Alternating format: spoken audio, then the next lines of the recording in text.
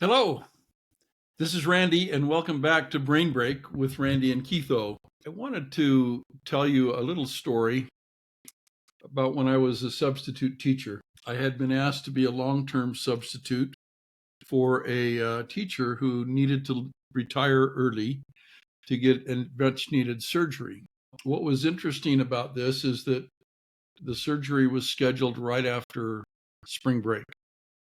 So I was going to take the class through from the week before spring break as a team teacher. Then I would be teaching the class all by myself for the rest of the year. I'd been at this school before and really enjoyed all the teachers, and the students were wonderful. The parents were amazing. So I team taught with the teacher who had been teaching for over 25 years. And she was wonderful, but I could tell she was anxious to leave, to retire. Once she found out that I knew how to teach, she was like, I'm out of here.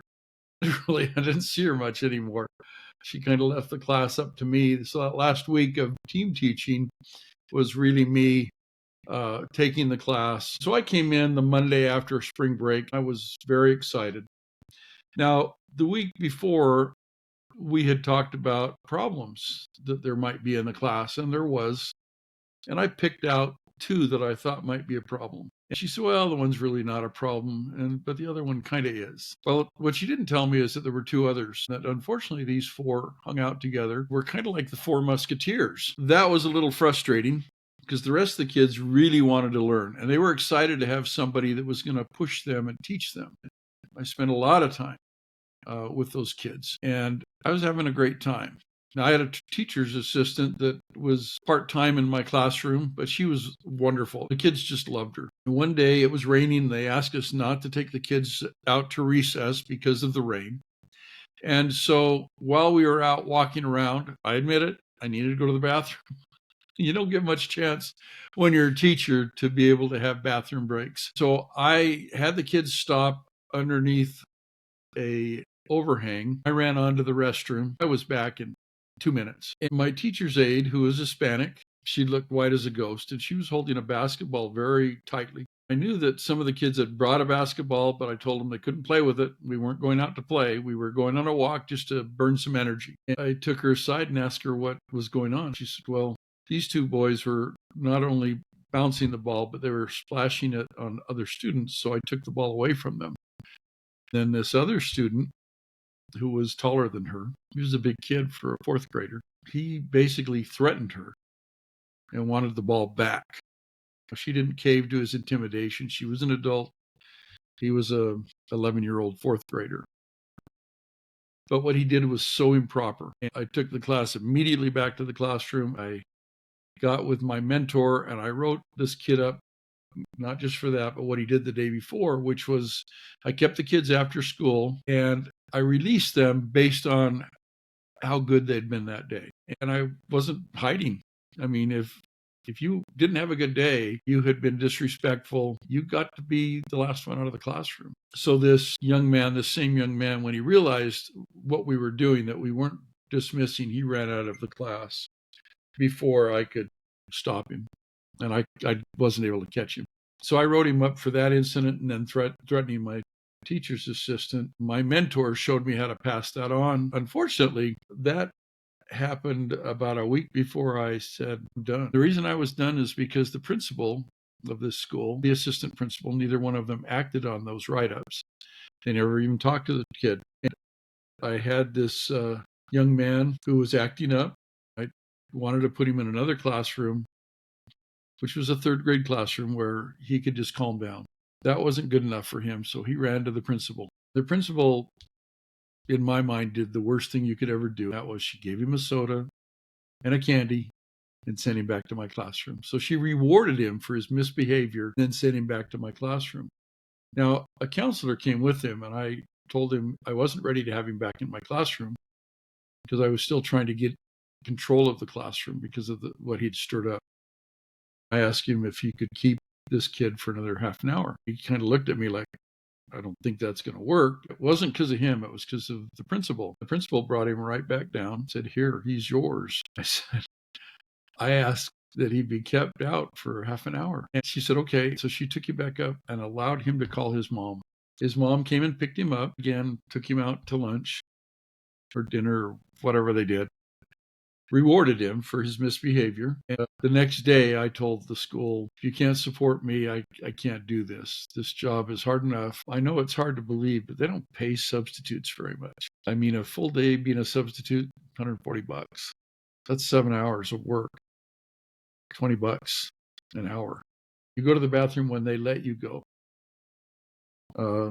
You have lunch when the kids are having lunch. Sometimes you have kids with you at lunch because you're doing in-class detention or something. So it's not the best lifestyle ever. I don't care if you're a teacher or a substitute teacher. I thought about becoming a full-time teacher, and I still think about it because I really enjoy teaching. But what I didn't enjoy, and the biggest problem I see in teaching right now, is parents that think their kids can do no wrong. Believe me, your kids can act up. What you need to do is kind of treat it like my dad did.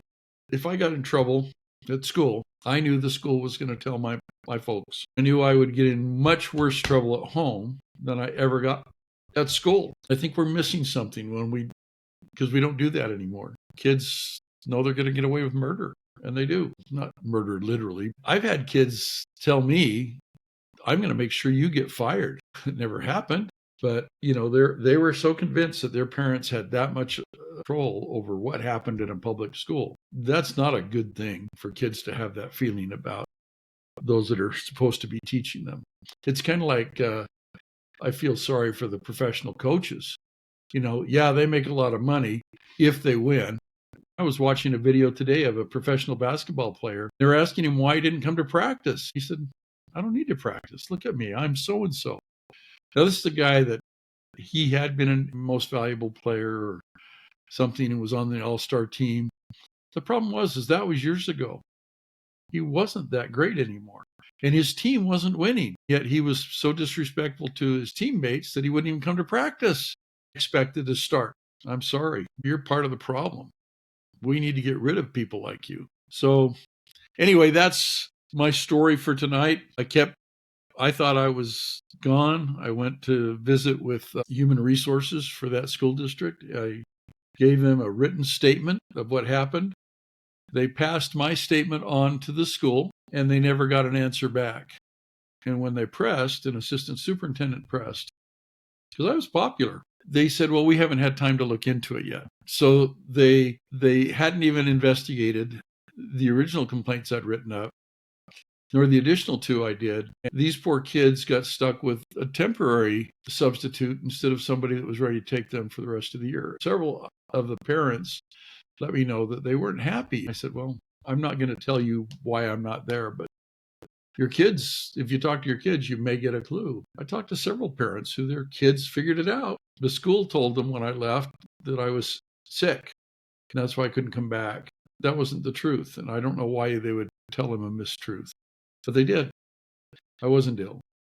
I was fed up with someone who is supposed to be supporting the teachers that either didn't know how. I didn't make a big deal of it. I could have, but that's not me. Sorry. So anyway, a little bit more about me. Please teach your children and your grandchildren that it's important to be obedient at school and to try and learn. I don't care if you're in a public school, a charter school, a parochial school, or a private school. The key thing is to learn and to do well, to be kind to your fellow students and to your teacher. With that, I'll leave you. Thank you for joining me for this edition of Brain Break with Randy and Keitho. Please like and subscribe. Tell your friends about us. And if you can, leave a comment. We love them. Bye now.